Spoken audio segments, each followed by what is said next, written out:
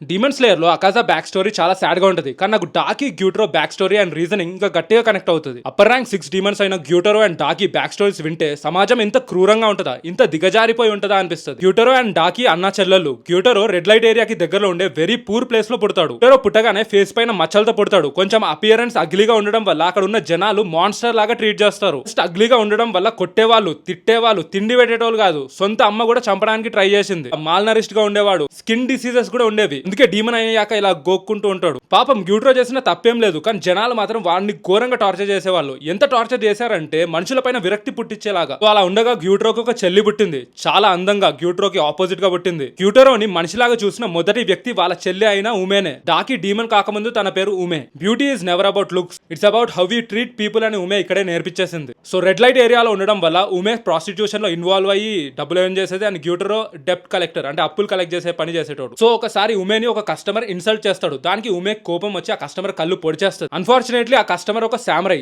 So ఏం చేస్తాడు, ఉమేని బతకుండగానే call చేస్తాడు. గ్యూటరో ఫైట్ చేసి చావు బతుకులో ఉన్న చెల్లిని కాపాడడానికి చాలా కష్టపడతాడు. అప్పుడు వస్తాడు అప్పర్ ర్యాంక్ 2 డీమన్ అయిన డోమా. మీ చెల్లిని బతికిస్తా, కానీ మీరు ఇద్దరు డీమన్ అవ్వాలని అంటాడు. చెల్లి బతుకుతుంది అని చెప్పి గ్యూటరో ఒప్పుకుంటాడు. సో ఇద్దరు డీమన్స్ అవుతారు.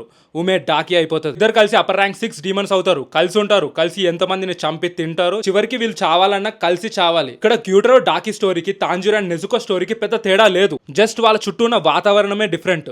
గ్యూటరో అండ్ డాకి డోమాక్ దొరికి డీమన్స్ అయ్యారు. తాంజిరో అండ్ నెజుకో గియు టోమియోకా అండ్ ఒరుకోడాకి దొరికి డీమన్ స్లేయర్స్ అయ్యారు. తాంజిరో చుట్టూ దయ కలిగిన జనాలు ఉండడం వల్ల హీరో అయ్యాడు, కానీ గ్యూటరో చుట్టూ వరస్ట్ సొసైటీ ఉండడం వల్ల విలన్ అయ్యాడు. తప్పు ఇద్దరిది కాదు, ఇద్దరు చెల్లెల్ని కాపాడుకోవాలనే ఇంటెన్షన్ తోనే ఉంటారు. ఇక్కడ మనం ఒకటి నేర్చుకోవచ్చు. రియల్ లైఫ్ లో మనం ఎవరిని చూస్ చేసుకుంటామో, ఎలాంటి సర్కిల్ ని మెయింటైన్ చేస్తామో, ఎవరిని ఐడల్ లాగా తీసుకుంటామో, దాన్ని బట్టే మన ఫేట్ డిసైడ్ అవుతుంది. గ్యూటరో డాకి పైన ఉన్న పర్స్పెక్టివ్ వీడియో మీకు నచ్చితే లైక్ చేయండి. మీ అభిప్రాయం ఏమైనా ఉంటే కామెంట్స్ లో చెప్పండి. And next A anime content పైన వీడియో చేయాలో కూడా చెప్పండి.